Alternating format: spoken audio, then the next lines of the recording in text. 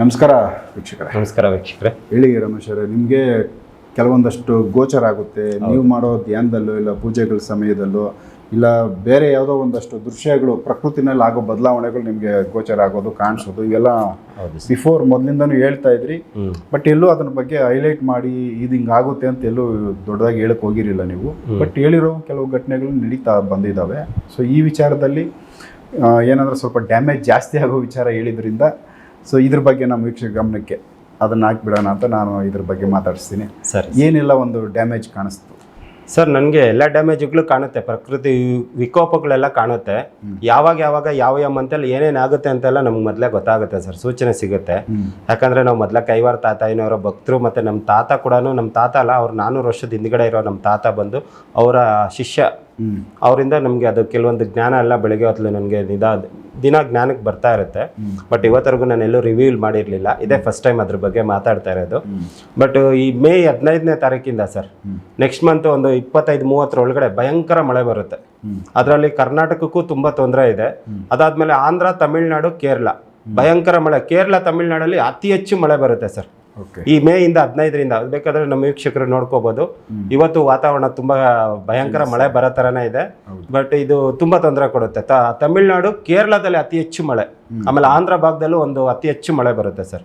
ಇದು ನನಗೆ ಸೂಚನೆ ಸಿಕ್ಕಿದೆ, ಅದೊಂದು ಹೇಳ್ತಾ ಇದ್ದೀನಿ. ಅದಾದ್ಮೇಲೆ ಈ ವರ್ಷದಲ್ಲಿ ಏನೇನಾಗುತ್ತೆ ಅಂತ ನಾನು ಮಂತ್ ಸಮೇತ ಹೇಳ್ಬಿಡ್ತೀನಿ ಕೆಲವೊಂದು ವಿಚಾರಗಳು.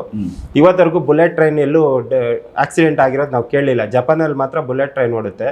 ಇವತ್ತರೆಗೂ ಆಕ್ಸಿಡೆಂಟು ಎಲ್ಲೂ ಇನ್ಸಿಡೆಂಟು ನಾವು ನೋಡಲಿಲ್ಲ. ಈ ವರ್ಷದಲ್ಲಿ ಒಂದು ಅಕ್ಟೋಬರ್, ಸೆಪ್ಟೆಂಬರ್, ನವೆಂಬರ್ ಅಲ್ಲಿ ಒಂದು ಬುಲೆಟ್ ಟ್ರೈನ್ ಆಕ್ಸಿಡೆಂಟ್ ಆಗುತ್ತೆ. ಆಪೋಸಿಟ್ ಒಂದು ಡ್ಯಾಶ್ ಹೊಡೆಯೋದಾಗ್ಲಿ, ಇಲ್ಲ ಅಂತಂದ್ರೆ ಅದು ಎಲ್ಲಾದ್ರೂ ಬೀಳೋದಾಗ್ಲಿ, ಒಂದು ಬುಲೆಟ್ ಟ್ರೈನ್ ಆಕ್ಸಿಡೆಂಟ್ ಆಗುತ್ತೆ. ಮತ್ತೆ ಈ ಆಗಸ್ಟ್ ಇಂದ ಸೆಪ್ಟೆಂಬರ್ ಒಳಗಡೆ ಅತಿ ಹೆಚ್ಚು ಪ್ಲೈನ್ ಕ್ರಾಶಸ್ ಆಗುತ್ತೆ. ಒಂದು ಮಿನಿಮಮ್ 4-5 ಪ್ಲೈನ್ ಮೇಲೇನೆ ಆಕ್ಸಿಡೆಂಟ್ ಆಗ್ಬಿಡುತ್ತೆ. ಇಳಿಯೋದಾಗ್ಲಿ, ಹತ್ತೋದಾಗ್ಲಿ, ಅವಾಗ ಮತ್ತೆ ಆಕ್ಸಿಡೆಂಟ್ ಆಗೋದು. ಮತ್ತೆ ಮೇಲೇನೆ ಫ್ಲೈಟ್ ಟು ಫ್ಲೈಟ್ ಈ ಕಾರು ಹೆಂಗೆ ಡಿಕ್ಕಿ ಹೊಡ್ಕೊಳ್ಳುತ್ತೆ ಆ ತರ ಒಂದು ಇನ್ಸಿಡೆಂಟ್ ನಡೆಯುತ್ತೆ ಅಂತ ನಮ್ಗೆ ಇದು ಬಂದಿದೆ ಸೂಚನೆ. ಅದಾದ್ಮೇಲೆ ಈ ವರ್ಷ ಅತಿ ಹೆಚ್ಚು ಒಂದು ಮಿನಿಮಮ್ ಒಂದು 1500 ಜನ ಬೆಂಕಿ ಆಹುತಿಗೆ ಆಗ್ಬಿಡ್ತಾರೆ ಎಲ್ಲಾದ್ರೂ ಒಂದು ಜಾಗದಲ್ಲಿ. ನಮ್ಮ ಭಾರತ ದೇಶದಲ್ಲಾಗ್ಲಿ ಹೊರಗಡೆ ದೇಶದಲ್ಲಾಗ್ಲಿ ಬೆಂಕಿಗೆ ಆಹುತಿ ಆಗ್ಬಿಡ್ತಾರೆ. ತುಂಬಾ ಜನ ಈ ತರ ನನಗೆ ತುಂಬಾನೇ ಒಂದು ಗೋಚರ ಆಗ್ತಾ ಇರುತ್ತೆ ಸರ್. ಕೆಲವೊಂದೆಲ್ಲ ಆಗ್ತಾ ಇರುತ್ತೆ ಯಾವಾಗ ಏನಾಗುತ್ತೆ ಅಂತ. ಬಟ್ ನಾವು ಅದೆಲ್ಲೂ ರಿವೀಲ್ ಮಾಡ್ಕೊಳ್ಳಲ್ಲ, ನಾವೇ ತಿಳ್ಕೊಂಡು ಸುಮ್ಮನೆ ಆಗ್ಬಿಡ್ತೀವಿ. ನಾನು ಆ್ಯಕ್ಚುಲಿ ಟಿವಿಗೆ ಅದು ಕೂಡ ನಾನು ಒಂದು 30ನೇ ತಾರೀಕು ನಂದೊಂದು ಸಣ್ಣ ಗ್ರೂಪ್ ಇದೆ, ಅದರಲ್ಲೇ ನಾನು 30ನೇ ತಾರೀಕೆ ಪೋಸ್ಟ್ ಮಾಡಿದ್ದೆ. ಟಿವಿಗೆ ವಿಜಯೇ ಬರ್ತಾರೆ ಸ್ಥಾನಕ್ಕೆ, ಅವರದೇ ನಂಬರ್ 1ನೇ ಸ್ಥಾನ ಬರುತ್ತೆ ಅಂತ ನಾನು ಅದನ್ನು ನಮ್ಮ ಬರೀ ಗ್ರೂಪು ಮತ್ತು ನಾನು ವಾಟ್ಸಪ್ಪಲ್ಲಿ ಹಾಕಿದ್ದೆ ಸ್ಟೇಟಸಲ್ಲಿ. ಅದು ನಿಮಗೆ ತೋರಿಸಿದೆ ನಾನು ಅವಾಗಲೇ 30ನೇ ತಾರೀಕೆ ಪೋಸ್ಟ್ ಮಾಡಿದ್ದೆ. ಬಟ್ ಮೊದಲೇ ಗೊತ್ತಿತ್ತು. ಮತ್ತು ದಾವಣಗೆರೆದು ಕೂಡ ನಾನು ಮೊದಲೇ ಹೇಳಿದ್ದೆ ಈಗ ಕಾಂಗ್ರೆಸ್ಸೇ ಬರುತ್ತೆ ಅಂತ. ಇಡೀ ನಮ್ಮ ಕರ್ನಾಟಕದ ಜನತೆ ಎಲ್ಲ BJPನೇ ಬರುತ್ತೆ ಅಂದ್ಕೊಂಡಿದ್ರು. ದಾವಣಗೆರೆ ಪಕ್ಕಾ ಫೈಟ್ ಇತ್ತು, ಅಲ್ಲಿ ಮುಸ್ಲಿಂ ಬಾಂಧವರೆಲ್ಲ ಸ್ವಲ್ಪ ಕೈ ಕೊಟ್ಟಿದ್ದಾರೆ ವೋಟ್ ಹಾಕೋದಕ್ಕೆ ಅಂತ. ಬಟ್ ನನ್ನ ಜ್ಞಾನದಲ್ಲಿ ಅದು ಕಾಂಗ್ರೆಸ್ಸೇ ಬರುತ್ತೆ ಅಂತ ನಾನು ಹೇಳಿದ್ದೆ, ನಮ್ಮ MP MLAಗಳಿಗೆಲ್ಲ ಹೇಳಿದ್ದೆ. ಅವರು ಕೇಳಿದ್ರು ಯಾವ್ದು ಬರುತ್ತೆ ಸ್ವಾಮೀಜಿ ಅಂತ. ನಾನು ಕರೆಕ್ಟಾಗಿ ಹೇಳಿದ್ದೆ ಕಾಂಗ್ರೆಸ್ಸೇ ಬರುತ್ತೆ ಸರ್ 2 ಕ್ಷೇತ್ರದಲ್ಲಿ ಅಂತ. ಅವ್ರು ಹೇಳಿದ್ರು ಒಂದು BJP ಬರುತ್ತೆ, ಒಂದು ಕಾಂಗ್ರೆಸ್ ಬರುತ್ತೆ ಸ್ವಾಮೀಜಿ ಅಂತ. ಇಲ್ಲ ಸರ್ 2 ಕಾಂಗ್ರೆಸ್ಸೇ ಬರುತ್ತೆ ಅಂತಾನೆ ಹೇಳಿದೆ. ಅದಕ್ಕೆ 2 ಕಾಂಗ್ರೆಸ್ಸೇ ಬಂದಿದೆ. ಈ ಥರ ಇನ್ಸಿಡೆಂಟ್ಗಳು ತುಂಬ ನಡೆಯುತ್ತೆ ಸರ್. ಆಮೇಲೆ ಒಂದು ಭೂಕಂಪ ಆಗುತ್ತೆ ಸರ್, ಈ ಕಡೆ ನೇಪಾಳ ಕಡೆ ಒಂದು ಭೂಕಂಪ ಆಗುತ್ತೆ. ಜುಲೈಯಿಂದ ಒಂದು ಸೆಪ್ಟೆಂಬರ್ ಒಳಗಡೆ ಒಂದು 2 ಭೂಕಂಪ ಆಗುತ್ತೆ ನಮ್ಮ ಭಾರತ ದೇಶದಲ್ಲಿ, ಪಕ್ಕ ಆಗುತ್ತೆ. ಅದು ಈ ಕಡೆ ನೇಪಾಳ ಕಡೆನೇ ಆಗುತ್ತೆ. ನೇಪಾಳ, ಬಾಂಗ್ಲಾದೇಶ, ವೆಸ್ಟ್ ಬೆಂಗಾಲ್ ಈ ಕಡೆನೇ ಆಗುತ್ತೆ ಭೂಕಂಪ. ಪಕ್ಕ 2 ಕಡೆ ಭೂಕಂಪ ಆಗುತ್ತೆ. ಮತ್ತೆ ಈ ವರ್ಷ ಅತಿ ಹೆಚ್ಚು ಮಳೆ ಬರುತ್ತೆ, ಮಳೆಯಿಂದ ತುಂಬಾ ಹಾನಿ ಆಗುತ್ತೆ ಸರ್. ಅದರಲ್ಲಿ ಈಗ ಜನ ನೋಡ್ಕೋಬಹುದು ನಮ್ಮ ವೀಕ್ಷಕರು. ಈಗ ಮೇ ನಡೀತಾ ಇದೆ. ಮೇ 15ರಿಂದ ಜೂನ್, ಜುಲೈ ಒಳಗಡೆ ಭಯಂಕರ ಮಳೆ. ತಮಿಳ್ನಾಡು, ಆಂಧ್ರ ಮತ್ತೆ ಕೇರಳದಲ್ಲಿ ಅತಿ ಹೆಚ್ಚು ಮಳೆ, ಕರ್ನಾಟಕಕ್ಕೂ ಅತಿ ಹೆಚ್ಚು ಮಳೆ ಇದೆ. ಇದರಿಂದ ತುಂಬಾ ಡ್ಯಾಮೇಜಸ್ ಆಗುತ್ತೆ, ತುಂಬಾ ತೊಂದರೆನೂ ಆಗುತ್ತೆ. ಭಯಂಕರ ನೀರು ಬರುತ್ತೆ, ಯಾವತ್ತು ಬರ್ದಿದ್ದಷ್ಟು ಮಳೆ ಬರುತ್ತೆ ಸರ್. ನಮ್ಮ ವೀಕ್ಷಕರು ಗಮನಿಸ್ಬೋದು ಅದು. ಆಮೇಲೆ ಇವಾಗ ಈ ಸೆಪ್ಟೆಂಬರ್ ಆದಮೇಲೆ ಇವಾಗ ನೆಕ್ಸ್ಟ್ ಮತ್ತೆ ವಾರ್ ಸ್ಟಾರ್ಟ್ ಆಗುತ್ತೆ ಸರ್. ವಾರ್ ಸ್ಟಾರ್ಟ್ ಆಗುತ್ತೆ. ಮತ್ತೆ 3ನೇ ಮಹಾಯುದ್ಧಕ್ಕೆ ಒಂಥರ ಟ್ರಿಗರ್ ಒತ್ತಿದಂಗೆ ಅದು ಮತ್ತೆ ಸ್ಟಾರ್ಟ್ ಆಗುತ್ತೆ. ಇರಾನು, ಅಮೆರಿಕ ಮತ್ತೆ ಇಸ್ರೇಲ್ ಈಗೇನು ಸ್ವಲ್ಪ ಸಮಾಧಾನವಾಗಿದ್ದಾರಲ್ಲ, ಅದು ಒಳಗಡೆ ಬೆಂಕಿ ಇದೆ, ಮೇಲೆ ಮಾತ್ರ ಹೊಗೆ ಆಡ್ತಾ ಇದೆ. ಶುರು ಆಗುತ್ತೆ. ಜಾಯಿನ್ ಆಗುತ್ತೆ ಯಾವ್ದಾದ್ರು? ಇಲ್ಲ, ಬೇರೆದಂದ್ರೆ ಈಗ ಮುಸ್ಲಿಂ ಕಂಟ್ರಿಗಳೆಲ್ಲ ನನಗೆ ಗೋಚರ ಆಗಿದ್ದ ಪ್ರಕಾರ ಒಂದು 5 ಕಂಟ್ರಿಲಿ ಮನಿ ಕೊಲಾಪ್ಸ್ ಆಗ್ಬಿಡುತ್ತೆ. ಅಂದ್ರೆ ದುಡ್ಡು ಶೇರ್ ಅದೇ ಇವಾಗ ಏನು ನಮ್ಮ ಹಣದ ಮೌಲ್ಯ ಕಳ್ಕೊಂಡ್ಬಿಡುತ್ತೆ. ಹಣದ ಮೌಲ್ಯ ಒಂದು 5 ಕಂಟ್ರಿ ಎಲ್ಲ ಮುಸ್ಲಿಂ ರಾಷ್ಟ್ರಗಳೇ, ಕಜಕಿಸ್ತಾನ, ತುರ್ಕಿಸ್ತಾನು, ಪಾಕಿಸ್ತಾನಿಂದ ಆ ಕಡೆ ಯಾವ್ದು ಇದೆಯೋ ನಮ್ಮ ಉತ್ತರ ಕಡೆ ಹಣದ ಮೌಲ್ಯ ಕಳ್ಕೊಂಡ್ಬಿಡುತ್ತೆ. ಒಂದು 5 ಕಂಟ್ರಿ ಕಳ್ಕೊಳ್ಳುತ್ತೆ. ಅದರಲ್ಲಿ ಇವಾಗ ಏನು ಯುದ್ಧ ನಡೀತಾ ಇದೆಯಲ್ಲ ಇರಾನು, ಆ ಕಡೆಯಿಂದನೇ ಎಲ್ಲ ಹಣದ ಮೌಲ್ಯ ಕಳ್ಕೊಂಡ್ಬಿಡುತ್ತೆ ಒಂದು 5 ಕಂಟ್ರಿ. ಆಮೇಲೆ ಒಂದು 3-4 ತಿಂಗಳಲ್ಲಿ ಒಂದು ಭಾರತ ದೇಶದಲ್ಲಿ ಯಾವ್ದಾದ್ರು ಒಂದು ದೊಡ್ಡ ರಾಜಕಾರಣಿ ಸಾಯ್ತಾರೆ ಸರ್. ದೊಡ್ಡ ರಾಜಕಾರಣಿ, ಅದರಿಂದ ಜನ ಎಲ್ಲ ತುಂಬಾ ವೀಕ್ ಆಗ್ಬಿಡ್ತಾರೆ. ಆಮೇಲೆ ಒಂದು ದೊಡ್ಡ ರಾಜಕಾರಣಿ ಇದು ಸ್ಕ್ಯಾಮ್ ಆಗುತ್ತೆ. ಸ್ಕ್ಯಾಮ್ ಆಗಿ ಅವರು ಸೂಸೈಡ್ ಮಾಡ್ಕೊಳ್ಳೋ ಲೆವೆಲ್ಗೆ ಹೊಟ್ಟೋಗ್ಬಿಡ್ತಾರೆ. ತುಂಬಾ ಜನ ನಂಬಿರ್ತಾರೆ ತುಂಬಾ ಒಳ್ಳೆ ವ್ಯಕ್ತಿ ಅಂತ, ಅವ್ರದೇ ಒಂದು ದೊಡ್ಡ ಸ್ಕ್ಯಾಮ್ ಹೊರಗಡೆ ಬರುತ್ತೆ. ಆಮೇಲೆ ಈ ಒಂದು 4 ತಿಂಗಳು ಒಳಗಡೆ ಒಂದು ಹೊಸ ಮೆಸೇಜ್ ಬರುತ್ತೆ, ಅದು ಶೇರ್ ಮಾರ್ಕೆಟ್ಗೆ ಬರೋ ಥರದ್ದು. ಅದೊಂದು ಫೇಕ್ ನ್ಯೂಸು, ಆದರೆ ಇದು ದೊಡ್ಡ ಮಟ್ಟದಲ್ಲಿ ರಿವೀಲ್ ಆಗಿ ಶೇರ್ ಮಾರ್ಕೆಟ್ ಫುಲ್ಲು ಕ್ರ್ಯಾಶ್ ಆಗಿಬಿಡುತ್ತೆ ಸರ್. ಫುಲ್ಲು ಡೌನ್ ಅಂದರೆ ಡೌನ್ ಆಗಿಬಿಡುತ್ತೆ.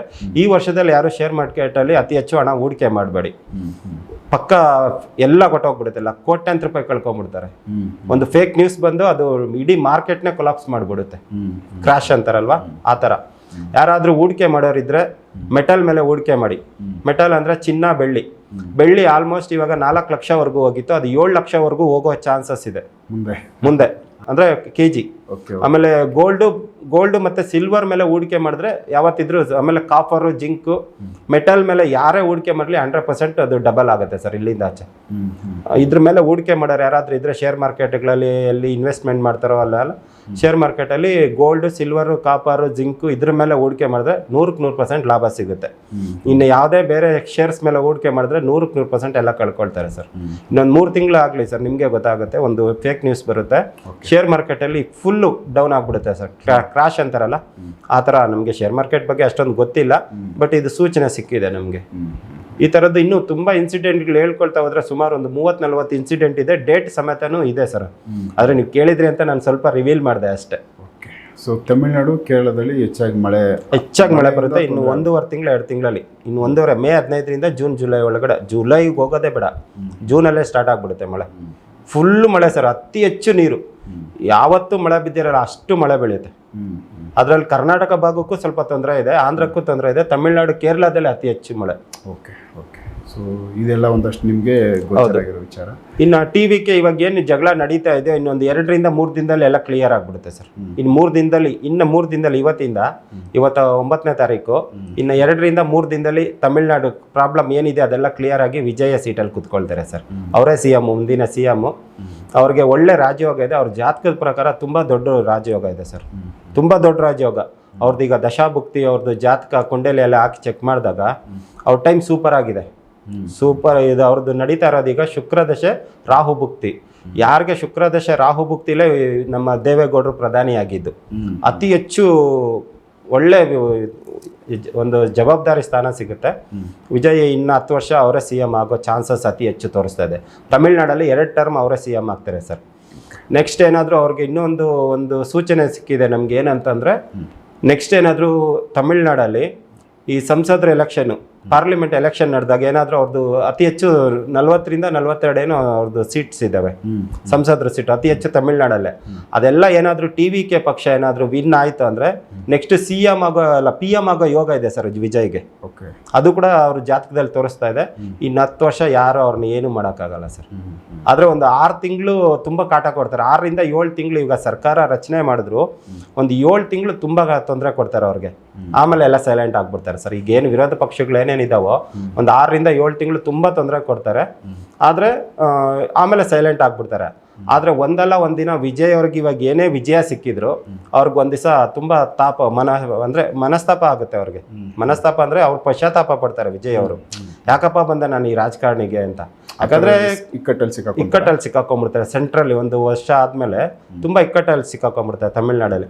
ಯಾಕೆ ಅಂತಂದ್ರೆ ಅವ್ರು ಮಾಡಿರೋ ಘೋಷಣೆಗಳು, ಅನುದಾನ ಕೊಡ್ತೀನಿ ಅಂತ ಏನೇನು ಘೋಷಣೆ ಮಾಡಿದಾರಲ್ಲ, ಅದು ತುಂಬಾ ತೊಂದರೆ. ಅವರು ಇಕ್ಕಟ್ಟಲ್ಲಿ ಸಿಕ್ಕಾಕೊಂಡು ರಾಜಕೀಯ ಯಾಕೆ ಬಂದೆ ಅನಿಸುತ್ತೆ. ಬಟ್ ಕಂಟಿನ್ಯೂ ಮಾಡ್ತಾರೆ ಸರ್ ಅವರು. 5 ವರ್ಷ ಕಂಟಿನ್ಯೂ ಮಾಡ್ತಾರೆ. ನೆಕ್ಸ್ಟ್ 10 ವರ್ಷದವರೆಗೂ ಅವ್ರಿಗೆ ಒಳ್ಳೆ ರಾಜಯೋಗ ಇದೆ. ಅವ್ರದ್ದು ನಕ್ಷತ್ರ ರಾಶಿ ನಕ್ಷತ್ರಗಳೆಲ್ಲ ನಾವು ಹಾಕಿ ಚೆಕ್ ಮಾಡಿದಾಗ ದಶಾಭುಕ್ತಿ ಚೆನ್ನಾಗಿದೆ, ಟೈಮ್ ಚೆನ್ನಾಗಿದೆ, ತುಂಬ ಅವರು ಉನ್ನತ ಸ್ಥಾನಕ್ಕೆ ಹೋಗ್ತಾರೆ. ಮತ್ತು ಈ ತಮಿಳ್ನಾಡಲ್ಲಿ ಆಂಧ್ರದಲ್ಲಿ ಅತಿ ಹೆಚ್ಚು ಸಿನಿಮಾ ನಟರೆ ಅತಿ ಹೆಚ್ಚು CM ಆಗಿರೋದು. 2 ಜನ ಬಿಟ್ಟರೆ ಇನ್ನೆಲ್ಲ 4 ರಿಂದ 5 ಜನ CM ಆಗಿರೋದು ತಮಿಳ್ನಾಡಿನ ಆಳಿರೋದೆಲ್ಲ ನಮ್ಮ ನಟರುಗಳೇ. ಸಿನಿಮಾ ನಟರುಗಳಿಗೆ ಅತಿ ಹೆಚ್ಚು ಒಲಿದು ಬರುತ್ತೆ ರಾಜಕೀಯ ತಮಿಳ್ನಾಡು ಆಂಧ್ರದಲ್ಲಿ. ಅದೊಂದು ಜಾತಕ ತುಂಬ ಚೆನ್ನಾಗಿದೆ. ವಿಜಯ್ ಅವರು ವಿನ್ ಆಗೇ ಆಗ್ತಾರೆ. ಇನ್ನು 2-3 ದಿನ ಕ್ಲಿಯರ್ ಆಗುತ್ತೆ ಸರ್. ಇದನ್ನ ನಿಮಗೆ ಯಾವ ಥರ ಇದೆಲ್ಲ ಗೋಚರ ಆಗ್ತಾ ಇರೋದು, ಶಕ್ತಿಗಳು ತಿಳಿಸ್ತಾ ಇದಾವ, ಇಲ್ಲ ನಿಮ್ಮ ಜ್ಞಾನಕ್ಕೆ ಬರ್ತಾ ಇದೆಯಾ, ಯಾವ ಥರ ಇದು? ಇದು ನಮ್ಮ ಜ್ಞಾನಕ್ಕೆ ಎಲ್ಲ ಬರುತ್ತೆ ಸರ್. ಜ್ಞಾನಕ್ಕೆ ಬರುತ್ತೆ. ಮತ್ತು ನಾವು ಧ್ಯಾನ ಮಾಡೋವಾಗ ನಮ್ಮ ಜ್ಞಾನಕ್ಕೆ ಬರುತ್ತೆ. ನಾವು ದಿನ ಬೆಳಗ್ಗೆ 4 ಗಂಟೆಗೆ ಎದ್ದೊಳೋಗಿ ನಮ್ಮ ಜ್ಞಾನ ಪೂಜೆ ಪುನಸ್ಕಾರಗಳೆಲ್ಲ ಮಾಡಿದಾಗ ನಾವು ಯಾವುದ್ರ ಬಗ್ಗೆ ಫೋಕಸ್ ಮಾಡ್ತೀವೋ ಅದ್ರ ಬಗ್ಗೆ ನಮಗೆ ಗೊತ್ತಾಗುತ್ತೆ. ದೇಶದ ಬಗ್ಗೆ ಹೇಳಿ ಅಂದರೆ ತೋರಿಸುತ್ತೆ, ಊರ ಬಗ್ಗೆ ಹೇಳಿ ಅಂದರೆ ತೋರಿಸುತ್ತೆ, ನಮ್ಮ ಬಗ್ಗೆ ಹೇಳಿ ನನ್ನ ಬಗ್ಗೆನೇ ಹೇಳಿ ಅಂದರೆ ತೋರಿಸುತ್ತೆ, ನಮ್ಮ ಫ್ಯಾಮಿಲಿ ಬಗ್ಗೆ ತೋರಿಸುತ್ತೆ.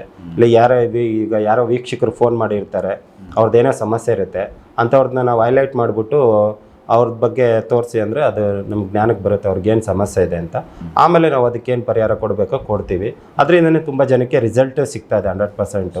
ನಮ್ಮ ರಿವ್ಯೂ ಕಾಲಲ್ಲಿ ತುಂಬ ಜನ ಮಾತಾಡಿ ಅದು ಖುಷಿನ ಹಂಚ್ಕೊಂಡಿದ್ದಾರೆ. ಓಕೆ, ಸೊ ಈ ಒಂದಷ್ಟು ವಿಚಾರ ಪ್ರಿಡಿಕ್ಷನ್ ಕೊಟ್ಟಿದ್ದೀರಾ ನಮ್ಮ ವೀಕ್ಷಕ ಗಮನಕ್ಕೆ.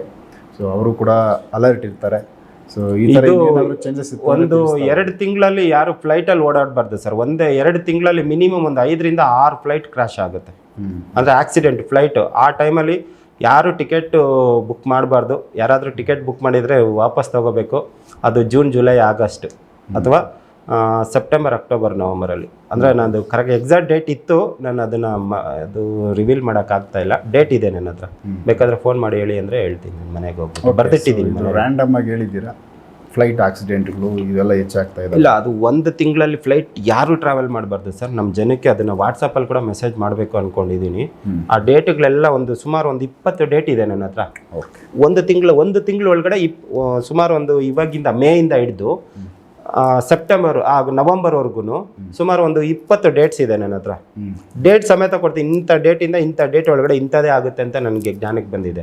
ಆ ಡೇಟೆಲ್ಲ ನಾನು ಡೈರಿಯಲ್ಲಿ ಬರೆದಿಟ್ಟಿದ್ದೀನಿ. ಸೊ ನೆಕ್ಸ್ಟ್ ವಿಡಿಯೋದಲ್ಲಿ ಅವುಗಳು ತೊಗೊಂಬನ್ನಿ. ಅದನ್ನು ತೊಗೊಂಬರ್ತೀನಿ. ಟೈಮ್ ಇದೆ ನೀವು. ಹೌದು. ಸೊ ಈ ಮಂತ್ ಕಳೀಲಿ. ನೆಕ್ಸ್ಟ್ ವಿಡಿಯೋದಲ್ಲಿ ಅದರದ್ದು ಫ್ಲೈಟ್ಗೆ ಸಂಬಂಧಪಟ್ಟಂಗೆ ಅಲ್ಲ, ಯಾವ ಡೇಟಲ್ಲಿ ಏನೇನು ಆಗುತ್ತೆ ಅಂತ ನಾನು ನೀಟಾಗಿ ಡೈರಿಯಲ್ಲಿ ಬರೆದಿಟ್ಟಿದ್ದೀನಿ. ಈಗ ನೆಕ್ಸ್ಟ್ ವಿಡಿಯೋದಲ್ಲಿ ಬರಬೇಕಾದ್ರೆ ನಾನು ಅದನ್ನು ನಿಮಗೆ ಅದನ್ನು ರಿವೀಲ್ ಮಾಡೋಣ. ಸೊ ಓಕೆ ವೀಕ್ಷಕರು, ಯಾಕಂದರೆ ರಮೇಶ್ ಶರ್ಮಾ ಅವರು ಕೂಡ ಒಂದು ರೆಗ್ಯುಲರ್ ಆಗಿ ಧ್ಯಾನ ಮಾಡಿದಾಗ ಈ ಒಂದಷ್ಟು ವಿಚಾರಗಳು ಆಗಾಗ ಅವ್ರು ಹೇಳ್ತಾ ಇದ್ರು. ಬಟ್ ಇದು ತುಂಬ ಡ್ಯಾಮೇಜ್ ಆಗ್ತಾ ಇರೋ ಥರ ಒಂದಷ್ಟು ವಿಚಾರ ಹೇಳಿದ್ರಿಂದ ನಾನು ಇದನ್ನು ನಿಮ್ಮ ಗಮನಕ್ಕೆ ತೊಗೊಂಬಂದಿದ್ದೀನಿ. ಸೊ ಇದು ಕಾದು ನೋಡೋಣ. ಸ್ವಲ್ಪ ಅಲರ್ಟ್ ಇರೋದು ತುಂಬ ಒಳ್ಳೆಯದು. ಒಂದೇ ಒಂದು ಸೆಕೆಂಡು, ನಾನು ಲಾಸ್ಟ್ ಟೈಮು ಒಂದು 3 ತಿಂಗಳ ಹಿಂದ್ಗಡೆ ಒಬ್ಬರು ರಾಜಕಾರಣಿ ಮನೆ ರೈಡ್ ಆಗುತ್ತೆ ಅಂತ ಒಬ್ರಿಗೆ ಹೇಳಿದ್ದೆ. ನನಗೇನೇ ಜ್ಞಾನಕ್ಕೆ ಬಂದರೂ ನಾನು ಇಟ್ಕೊಳ್ಳಲ್ಲ ಮನಸ್ಸಲ್ಲಿ. ಯಾರೋ ಜೊತೆಲಿ ಇರೋರ್ಗೋ ಇಲ್ಲ ಯಾರೋ ಫೋನ್ ಮಾಡಿದ ಆ ಕ್ಷಣಕ್ಕೆ ಹೇಳ್ಬಿಡ್ತೀನಿ. ನಾನು ಒಳಗಡೆ ಇಟ್ಕೊಂಡೇ ಇರಲ್ಲ. ಅದು ನನಗೇನು ಗೋಚರ ಆಗುತ್ತೋ ಅದನ್ನು ನಾನು ಓಪನ್ ಆಗಿ ಹೇಳ್ಬಿಡ್ತೀನಿ ಯಾರಿಗಾದ್ರೂ ಒಬ್ಬರಿಗೆ. ಒಂದು ನಮ್ಮ ಆರಿಸ್ ಅವರು, ನಮ್ಮ ಮಿನಿಸ್ಟ್ರು ಆರಿಸ್ ಅವ್ರ ಮನೆ ರೇಡ್ ಆಗುತ್ತೆ ಅಂತ ಒಬ್ರಿಗೆ ಹೇಳಿದ್ದೆ. 3 ತಿಂಗಳ ಹಿಂದ್ಗಡೆ ಹೇಳಿದ್ದೆ. ಲಾಸ್ಟ್ ಮಂತ್ ಅವ್ರ ಮನೆ ಫುಲ್ಲು ಎಲ್ಲ ರೇಡ್ ಆಯಿತು. ಬೇಕಾದ್ರೆ ಅದಕ್ಕೆ ಕಾಲ್ ಮಾಡಿ ಅಂದರೆ ನಾನು ಕಾಲ್ ಮಾಡ್ಕೊಡ್ತೀನಿ. ಇರಲಿ, ತೊಂದರೆ ಇಲ್ಲ. ನಿಮ್ಗೆ ಗೊತ್ತಾಗಿರೋದನ್ನ ಹೇಳಿದ್ದೀರಾ? ಅಲ್ಲ, ಅವ್ರಿಗೆ ನಾನು ಹೇಳಿದ್ನಲ್ಲ, ಅವರು ಬೇಕಾದ್ರೆ ಅವ್ರಿಗೆ ನಾನು ಅವ್ರಿಗೆಲ್ಲ ಹೇಳ್ತಾ ಇರ್ತೀನಿ. ನಮ್ಮ ಶಿಷ್ಯ ಇದ್ದಂಗೆ ಒಬ್ಬರು, ಅವ್ರಿಗೆ ಹೇಳ್ತಾ ಇರ್ತೀನಿ ಇಂಥದ್ದೇ ನಡೆಯುತ್ತೆ, ಹಿಂಗೆ ಆಗುತ್ತೆ ಅಂದರೆ ಅದು ಅವ್ರ ಪಕ್ಕ ಅದನ್ನು ಬರೆದಿಟ್ಟಿರ್ತಾರೆ. ನಾನು ಹೇಳೋದು ಹೇಳ್ಬಿಟ್ಟಿರ್ತೀನಿ, ನಾನು ಬರೆದಿಡಲ್ಲ. ಅವ್ರು ಬರೆದಿಟ್ಬಿಟ್ಟು ಆದಮೇಲೆ ಅವ್ರು ನನಗೆ ಫೋನ್ ಮಾಡ್ತಾರೆ. ಸೊ ಇದನ್ನ ನೆಕ್ಸ್ಟ್ ಇನ್ನೇನಾದ್ರು ಡೇಂಜರ್ ಇರೋ ವಿಚಾರಗಳು ಗೊತ್ತಾದರೆ ಅದನ್ನ ತಿಳಿಸೋಣ. ಇದು ಪ್ರಕೃತಿ ವಿಕೋಪಗಳು ತುಂಬ ಜಾಸ್ತಿ ಇದೆ ಈ ವರ್ಷ. ಬಗ್ಗೆ ನಮ್ಮ ಗಮನಕ್ಕೆ ತೊಗೊಂಬರೋಣ. ನಾನು ನೆಕ್ಸ್ಟ್ ಮಂತ್ ಅದು ಡೇಟ್ ಸಮೇತ ತೊಗೊಂಬರ್ತೀನಿ. ಇಂತಿಂಥ ಡೇಟಲ್ಲಿ ಇಂತಿಂಥ ಇನ್ಸಿಡೆಂಟೇ ಆಗುತ್ತೆ, ಇದೀಗೆ ಆಗುತ್ತೆ ಅಂತಲೇ ಹೇಳ್ತೀನಿ. ಅದು ಡೇಟ್ ಸಮೇತ ತೊಗೊಂಬರ್ತೀನಿ ಸರ್. ಸೊ ನೆಕ್ಸ್ಟ್ ಕೂಡ ಇದರದ್ದು ಇನ್ನೂ ಏನಾದರೂ ಇದ್ರದ್ದು ತಿಳಿಸ್ತಾ ಹೋಗ್ತೀವಿ. ಮತ್ತು ನಾರ್ಮಲ್ ಪರಿಹಾರದ್ದು ಅದರಲ್ಲಿ ಏನೋ ಸಮಸ್ಯೆಗೆ ಸಂಬಂಧಪಟ್ಟಂತೆ ಸೊ ಇಂಥ ವಿಚಾರಗಳನ್ನ ರಮೇಶ್ ಶರ್ಮಾ ಅವ್ರ ಜೊತೆ ಸೊ ಟಿಪ್ಸ್ಗಳು ಇವುಗಳನ್ನ ಮಾತಾಡಿಸ್ತಾ ಹೋಗ್ತೀನಿ. ಸೊ ಎಪಿಸೋಡ್ ನೋಡ್ತಾ ಹೋಗಿ. ನಮಸ್ಕಾರ.